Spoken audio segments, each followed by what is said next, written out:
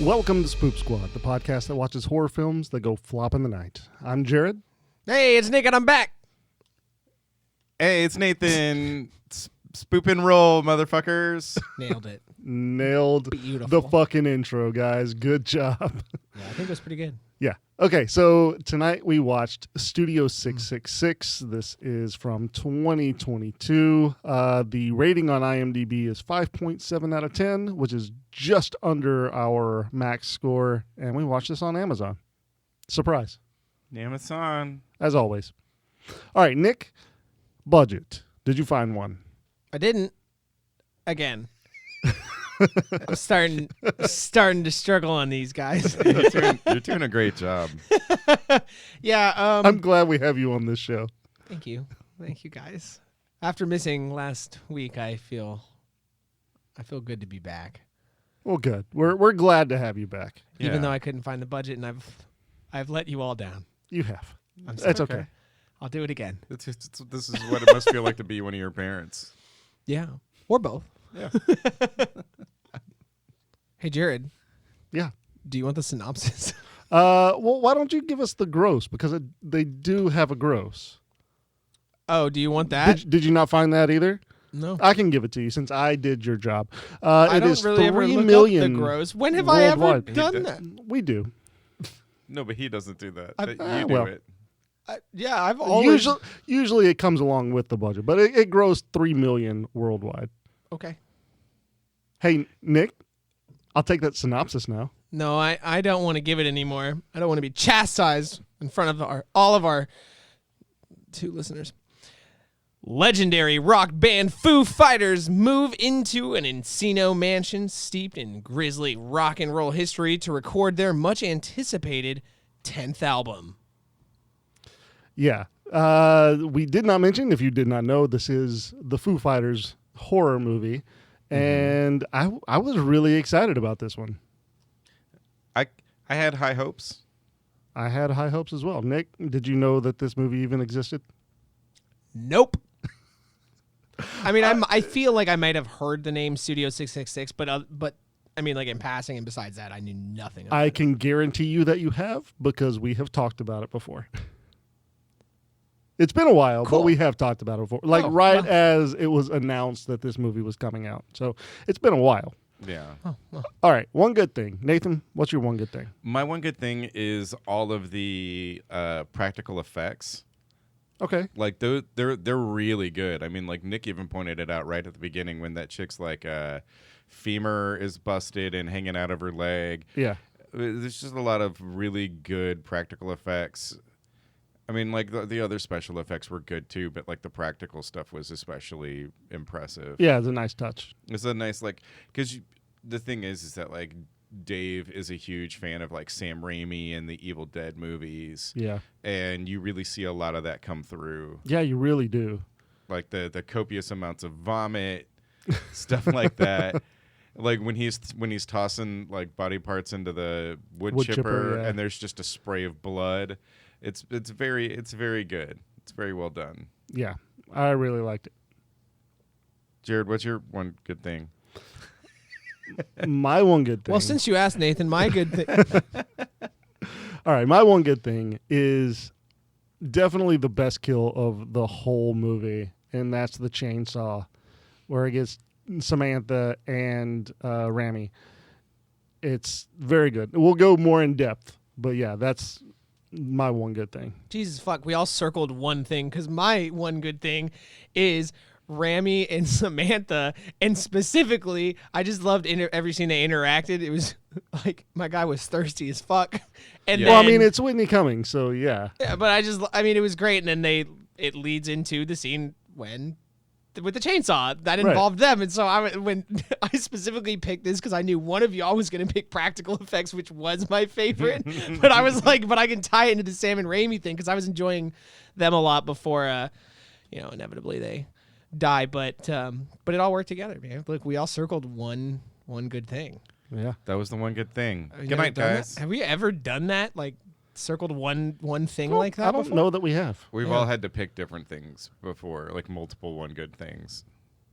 So a lot of times we have to scream out like, "This is my one good thing," so Yeah. nobody else will steal it. Dibs. All right, Nathan, kill breakdown. Kill Breakdown. Studio 666. Kill How many? Breakdown. How many did we have total? Oh God, I don't know, like 17. That seems high. It seems high, but wait, Was there really that many? yeah, it could be like 16. I don't know. I'm bad at math. Huge difference. Number one. Number one is Punk Rock Princess gets hammered. Yeah. Number two is Punk Rock Killer hangs himself, and we later find out that that is Greg Knoll. Number three is Krug gets totally fried. You missed one because there's a guy on the stairs, Person was already dead. already dead, but We it didn't. was. It would in be. It would that be like if moment. we saw a corpse in a movie. Yeah. Okay. That's fair. Yeah. That's fair. Number four is Darren Sandelbaum from Bone Structure gets head clipped. Who is played by Will Forte. Will Forte? Number five, Shifty gets grilled and backstabbed by Dave, and then later eaten. Mm-hmm. Number six, Samantha and Rami get chainsawed in half while sexing by Dave. And Like Dave Grohl is hiding under the bed with a chainsaw. Yeah, I had to make that one kill because he got them both pretty much Yes. at the same time. Like, okay, so the whole scene where the chainsaw like goes through her face, And like into you're looking his- down into his head. Yeah, It's very well done. it's a That was very good POV kill. I really liked it. Yeah. And then Taylor gets head cut off by symbol thrown by Dave. The flawless victory is what I have it noted down Oh, as. nice. Yeah, that also works. And then 8, I have 4 demons get blasted by Dave's exorcism. So that's where, like, that's a big chunk. I don't know that really killed them because they're already dead. We did this. Don't do this argument again. I This don't- is not I the don't wanna- first I don't time. We wanna- were doing this with porno when you wanted to say the guy that was dead in hell wasn't dead. We're not doing this Yeah. shit again. You Okay. can no, they are spirits that already died. Fuck Okay. off. All right, fine. That's a good callback, too. It is. Number 9 is Greg Knoll gets blood eaten by the bad book, and a bunch of spirits fly out of him and into the book, and then he explodes. So I just use Greg Knoll as a placeholder, but it's like the head demon. Yeah, like the I mean, that was possessed his name. spirit. I mean, yeah, we Well, don't Greg know Knoll its was name. Greg Knoll was like a guy, but like yeah, the, but it the possessed demon looked him, like him. and he was kind of at the end the one that popped back up. I think it's fair. We never got the demon's name. Could have been Yeah. like Greg. It could have been Greg Knoll. Maybe Could have been Greg Knoll. we did it. Number 10, Shill and Dave's nuts. From that epic nut kicking scene. That went on forever. Yeah. Did I miss this? Yeah. You were sitting here watching it with us. They were kicking Yeah, each other They in were the nuts. kicking and you each were, other in the it nuts was- back and Oh! forth. Yeah. Then Pat's head gets run over by the van that is piloted by Nate. And then Nate gets stabbed in his head by Barb. And then Barb dies from being hit by the van. Yeah, like 3 kills, like right there. I don't think that it was supposed to be her that stabbed him in the eye. It was It was Barb. No, She had it- the knife. no, wasn't it the little wire that he was running under the cable? That stabbed him in the eye, yes, but Yeah. Barb stabbed Nate up under the jaw. Oh, okay. Sorry, I thought you by were talking his about the eye throat. thing. Yeah, My fault. No. Fair. We're kill breakdown, not injury breakdown. Sorry, y'all. It's all good. But that's what happened. Way to kill the flow. I'm here for y'all. So I've never. Okay. Wild Sorry. card. I was about to just jump into ridiculous moments, but I'll wait. No, I mean ridiculous moments is No, right full here. Let's get steam into it. ahead. Okay, so I've never seen anyone hotwire a car by like crawling underneath it and just I legitimately shoving a wanted to ask fucking y'all about wire. this. Like, Wait, no, when he was like, you have to wait until it makes contact and then turn the key, I legitimately was like, is this the thing? And I was really excited to ask y'all about this because I have it doesn't seem real. Okay, look, we live in Houston, but I have never hotwired a car. I've never hotwired a car. I'm really disappointed in y'all. I needed y'all right now. As my elders, I needed y'all to guide me through never this. done it. What about, Sorry about you. what Yeah. about catalytic converters, though? I gotta Oh, I replace steal mine. those all the time. But yeah, I just I don't know. That was just a disappointing thing. It was a weird thing. Yeah, it kind of took me out of the moment because typically you see people like hot wiring cars in like spy movies and shit like that, and it's usually like under the steering column. Yeah, you can like pull the wire harness down and Yeah. then cross some wires. Yeah, I maybe it was supposed to say he didn't know what he was doing, but did they get the car started? Yeah. Yeah. Yeah, so he got run over right, by it. right. Yeah, you're right. Okay, so it did work. You're right Yeah. because he did get it started. Did they accidentally show him start the car in another way, or No, I didn't. I No. don't think so. I don't well, know. I guess it's real, guys. Maybe it's the LA way. Yeah, but they had to do that I don't even- because they had given the keys to Shitty Dave. I don't even know how to Google that to find out if it's real or not. I don't know. Yeah, I mean, how much do you want to like have the FBI follow you? I mean, to be fair, they probably already do. Yeah, true. Yeah, y'all don't know what kind of wicked shit I'm into. I don't really want to know either. I kind of assume a lot of things. All right, I really want to talk about this callback joke that who was it that I think it was Shifty that made it about Dave just like charring his meat whenever he grills, Oh yeah. and then Krug gets baked basically Yeah. in the studio and dies, and then Dave is out grilling meat, and it's all just like charred burgers yeah. that have been completely overdone. Yeah. And then Krug's head pops up in the grill. And it's first off, it's very cool to see that, but Yeah, it's a that very was- good callback joke. Yeah, that was a good joke. Well, but they like made the reference, like it was a constant reference because they brought it up at least 2 more times. Yeah. So I Maybe guess that's like an inside joke in the band. Like Maybe- everybody's like, nobody let Dave near the fucking grill. I mean, Yeah. probably. probably. Let's ask them.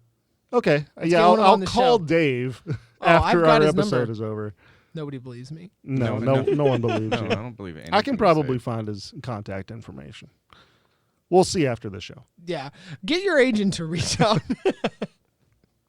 I mean, you joke, but I have one too, Jared. A joke? It's just, no. Agent, but Oh. State Farm. So. Sorry, I stopped paying attention for a second. So anyways, back to my one good thing. My girl, Samantha. I love that she shows up. Now, granted, she is showing up to a rock star's house, I guess. But Yeah. she's like, hey, I'm going to bake y'all some... Were they cupcakes? What was it that she made? For no, lemon squares. Lemon squares. Okay, first of all, that makes it so much better. Who's like, I'm going to make lemon squares and coat them in cocaine, which, I mean, who makes any pastry and coats them in cocaine? But, like, she had the entire tops of these things completely frosted. And I was just like, man, that doesn't look cheap. Like, I assume cocaine in California's got to be expensive, right? I assume this is where they were. I don't know where the fucking Encino is. I've never bought it. I just assume that, like, my girl's loaded, but I guess she's living next to the house all the rock stars live in. Yeah. I mean, she's a groupie.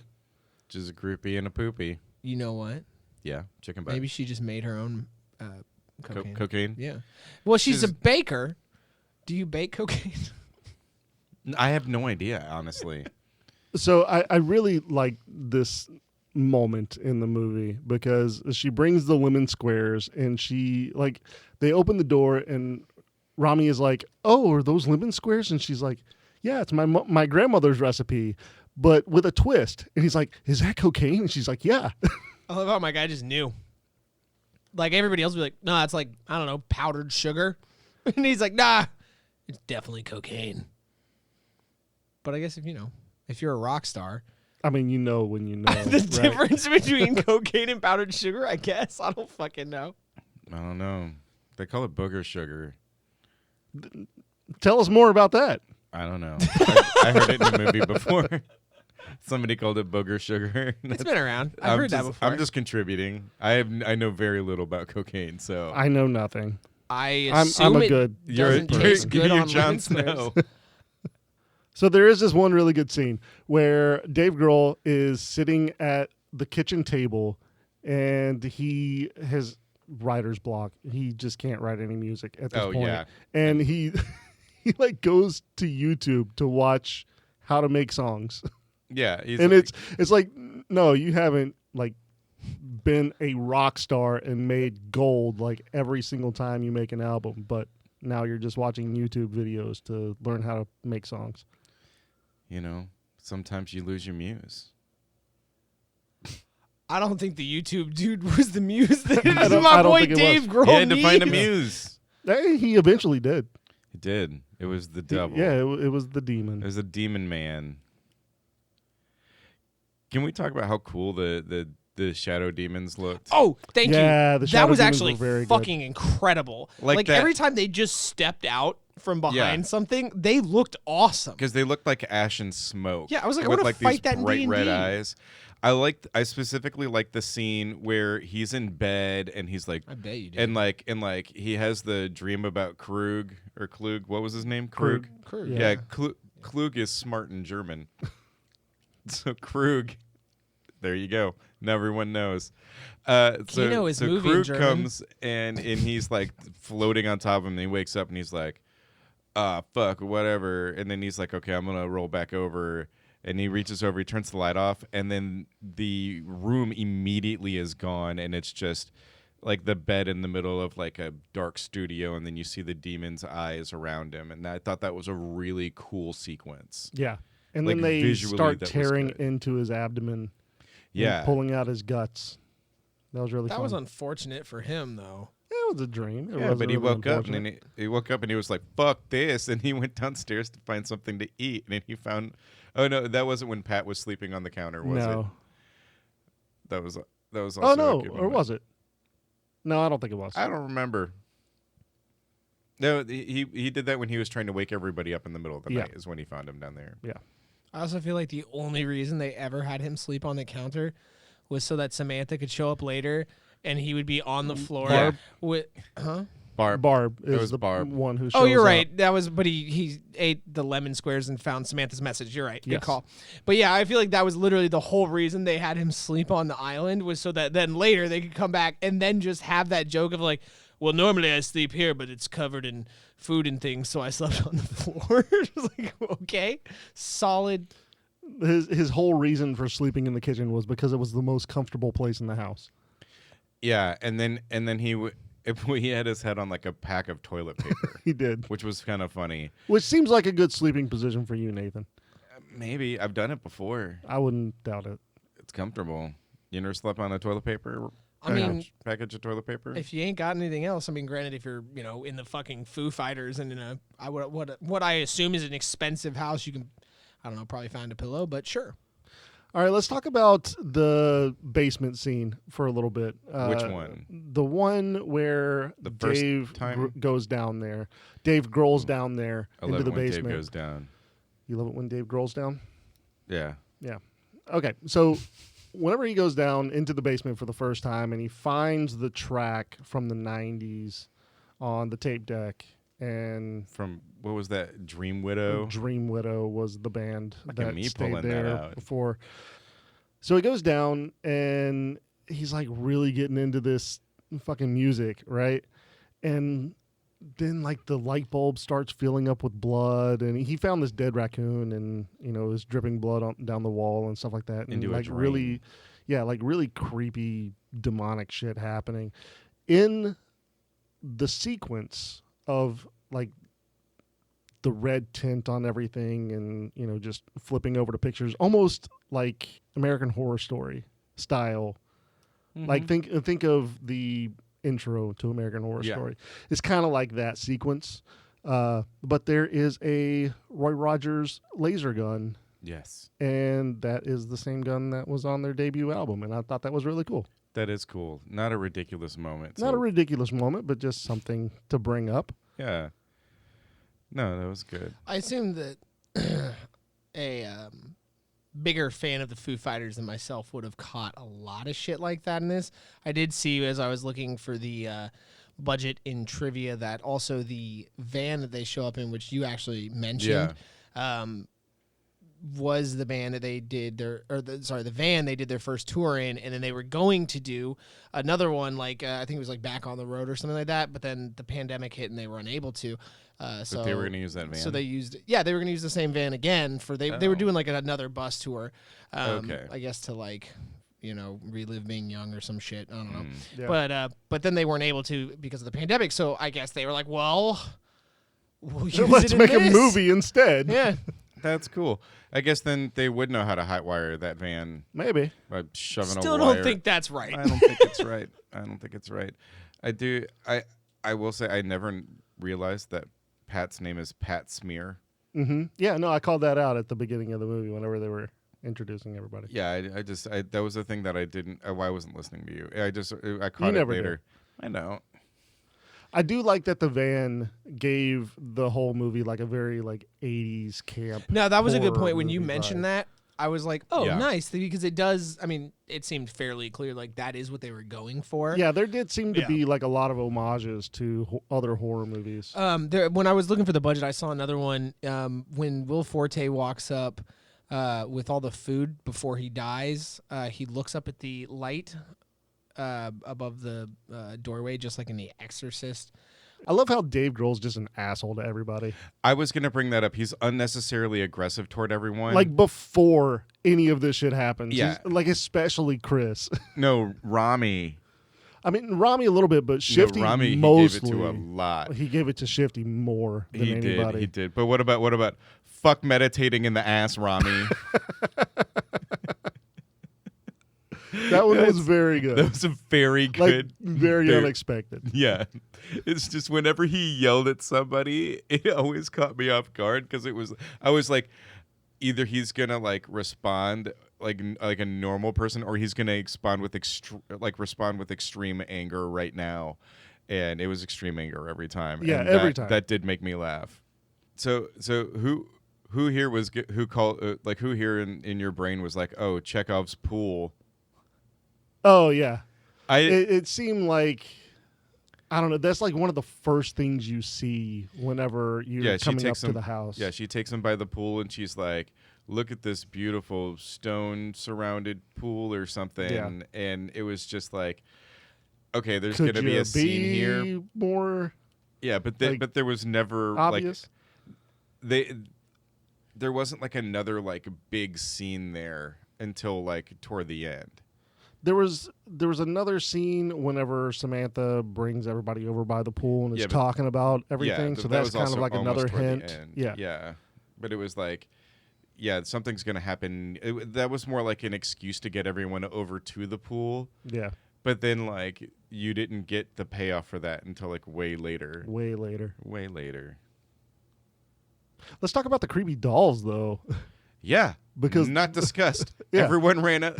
There's a part of me that feels like that they just did that to get the guys' reactions when they ran out.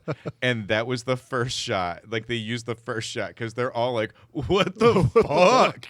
Like, they're all like, it's never discussed that the dolls are there or why they're there. No. But everyone's just kind of like, what the fuck is with these dolls? It was very good. I think that there were a lot of jokes played on the cast in this Yeah. because it seemed like it was very dysfunctional as a movie in Yeah. general.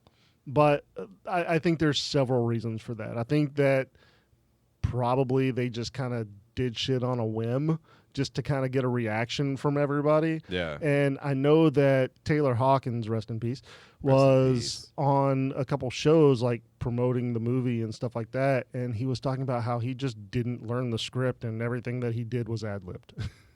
Pretty much. You could tell that about like everybody. Yeah. Like especially like Pat is the worst actor. he's But you know what? Give him credit because it seemed like he actually tried to learn the script. Yeah, but it was just so funny because every scene he was in, every time he talked, it was so unnatural. It was. It was very funny. That like he definitely made me laugh a lot. So the acting, not great in this movie. But But they're not actors, They're not but actors. yeah. So I'm not surprised by that. I just love that Dave's version of acting was to be over the top All the time. Like he just wanted to eat up the scenery. Yeah. I mean, if Dave's going to do it, Dave's going to do it. Yeah, he's a fucking rock star.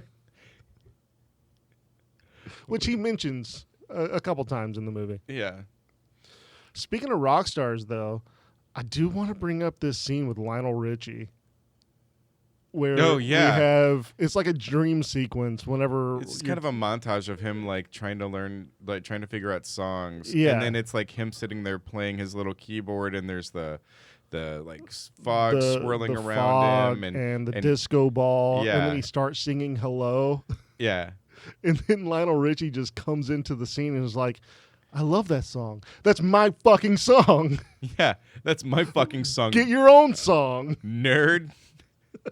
He does call him a nerd. He calls him a It's nerd great. right at the very end. And there's a part of me that just believes that Lionel Richie just threw that out. Like, that was so fucking funny to me. It was a really good moment. That was almost my one good thing, but I just think the double chainsaw kill is better. That was a very cool kill. Yeah. It's almost like an homage to like a Friday the 13th. Yeah, like Like, the tent scene almost, where he jabs the. The people are having, so it's when he has the spear, Yeah. and the people are having sex on the bed, and he's under the bed, and he shoves Oh the yeah, that's spear right. out. There is one like that. There's a very similar kill though. I can't remember which Jason it's in, but it's two people having sex in the tent, and the girl is on top, and then Jason stabs the post right through her chest. So it's very Yeah. similar. It's not the same one, but Yeah, actually, this just occurred to me that sex scene in the Jason movie, the guy in it is Kevin Bacon. I just remembered that. It's not important to this movie, it's not. but there was a lot of homage to horror. Like, you can tell that this Yeah. is like if these guys weren't super famous, this would have been, like a student film that was just like homage to all other horror, Yeah, like fun campy horror. That's I all. agree with that. Okay. That's all I have to say about it. You just fucking stare at me. All right, so one of the things that confused me about this movie, like it goes directly from day into night, like almost instantaneously. Yeah. Whenever they're talking to Samantha over by the creepy ass dolls, then they come back and it was bright as day, and then all of a sudden it's nighttime. And they're like sneaking into the house to get their phones, and Taylor is recording his drum tracks. They did try to make that seem like it was taking a long time for all of that to come together. It didn't seem like that long. I don't know. What's funny about that is that if Taylor's laying down the drum tracks for the song, and we know the song is like 44 minutes long, right? Yeah. So it's supposed to be like 44 minutes, but he's not going to just do it once. Like, Dave's not going to be happy with it just once, and he's going to have to rewind the tape, and then Taylor has to lay down the drums again, in different parts. So all in all, that probably was like a couple hours that he was laying down the drum tracks. Yeah, I mean, that's a good point, but Rami and Samantha would not wait for a couple hours to go up into Rami's bedroom to have No, sex. they immediately went up there. Yeah, but I it was think- nighttime. It was nighttime whenever they were in the bedroom. I That's don't what I'm know. saying. It's It was nighttime. like instantly night all of a sudden. Instantly Night is Yes. a good name for an album. Thanks, Nick. Nick's just nodding at me in agreement. You haven't said anything in a while. I just Not wanna make sure you're anymore. alive. Now I'm gonna lend my voice to it to speak Thank it. you. Yeah, it was fantastic. Yeah, I like that.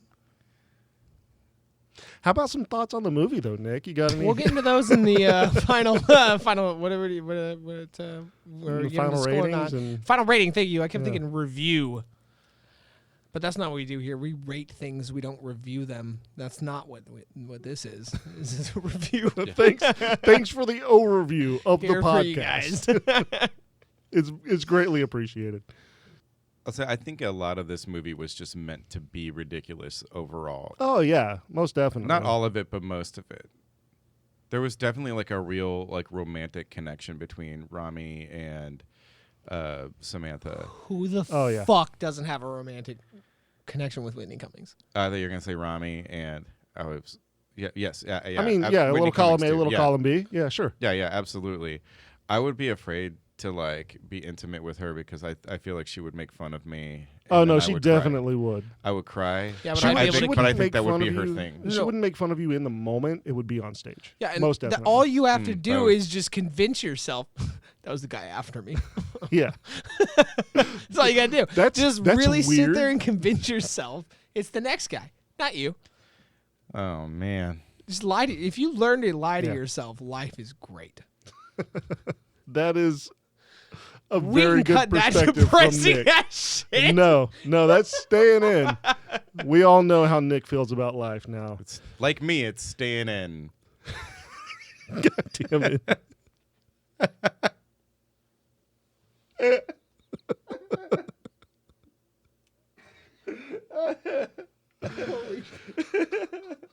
All right, getting back to the movie after that one. Wow, Nathan. All right, so when Taylor is recording the drums Yeah. and Dave is just like screaming over the track. Yeah, that's it. Wouldn't that just ruin the track?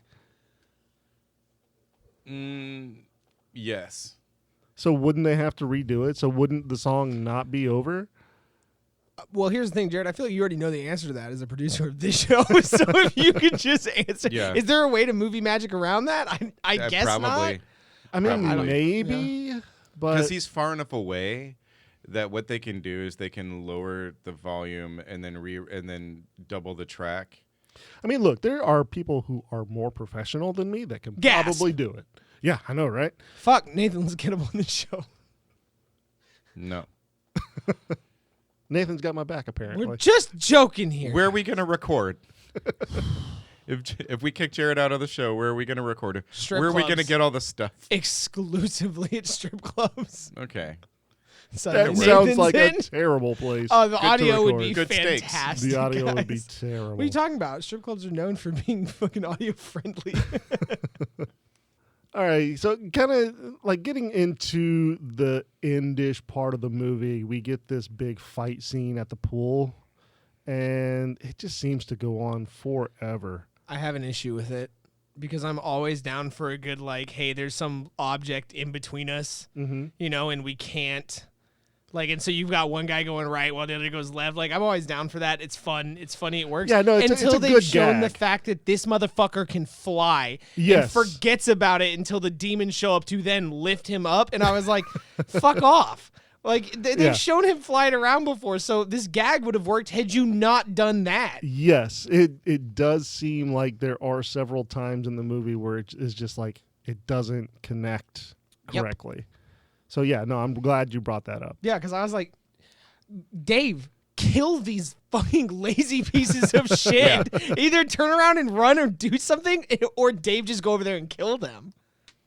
Also, them running through the house right before this was really funny.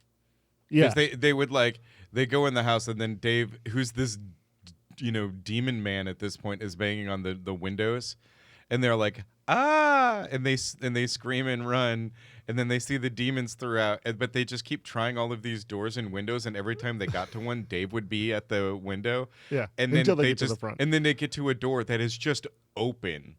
And they run out through it. Like, that was very funny to me that they tried all of these like locked doors and then one was just open. And if they had just looked, It's like Dave was leading them directly to that area. to the pool. Maybe. But that was his own undoing. He knew what he did was wrong. He knew what he. I don't know that. No, I think actually, if you were to watch the rest of the movie, you would think Yeah. that I'm wrong. But Yeah. if you were to stop there, you guys might agree with me. So whenever we do finally get Dave back, right? Because Yeah. they bless the pool, and then he falls into the pool, and then he comes out of the pool, and he's not And a he demon vomits a anymore. bunch. Yeah, he vomits up a bunch of shit. He immediately says that he doesn't remember anything after the basement. After the fucking raccoon in the basement. Yes.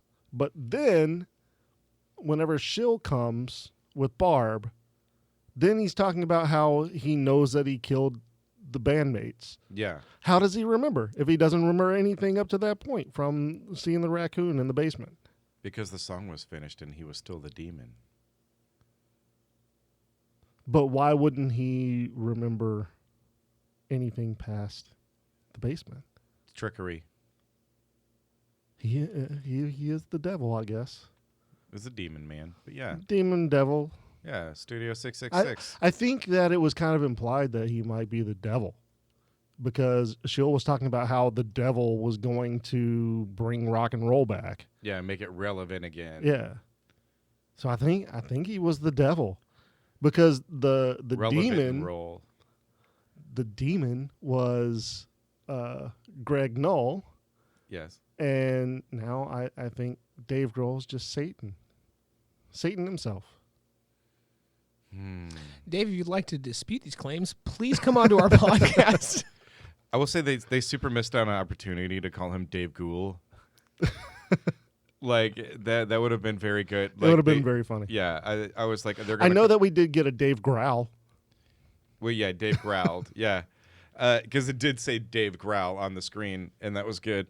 It was just one of those things where like they were calling him like Bad Dave or Shitty Dave, and I was like, Shitty Dave. Dave Ghoul. Someone say Dave Ghoul.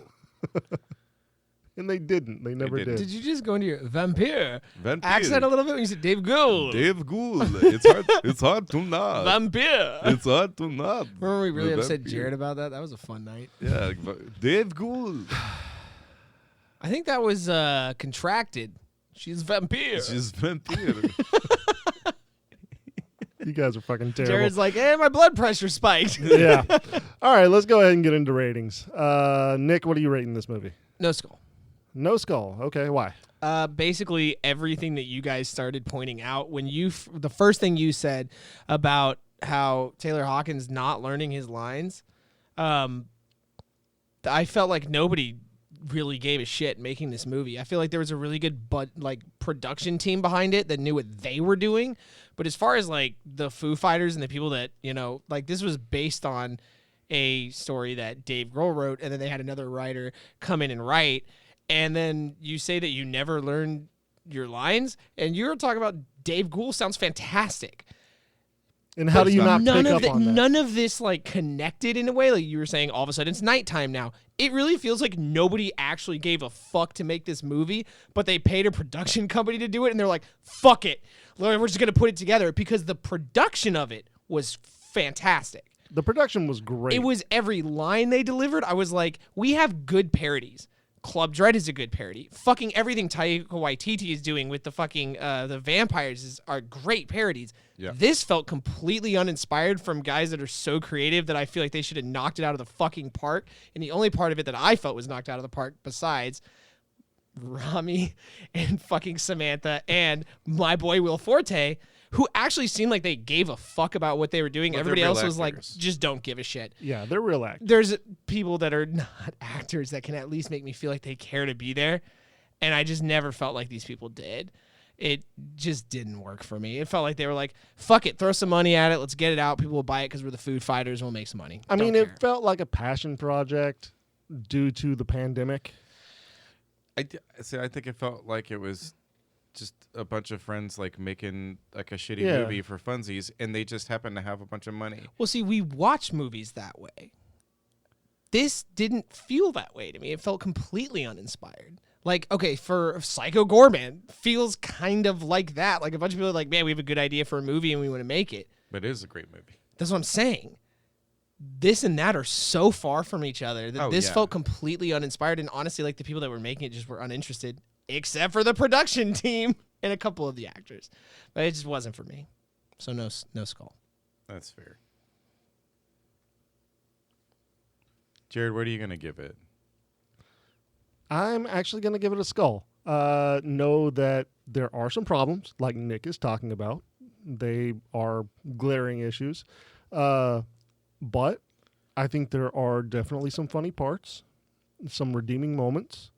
And if somebody were to ask me, hey, should I watch this? I'd be like, yeah. I mean, if you're a fan of the Foo Fighters, you'll probably get some of the references. If you're a fan of horror, you're going to get some of the homages.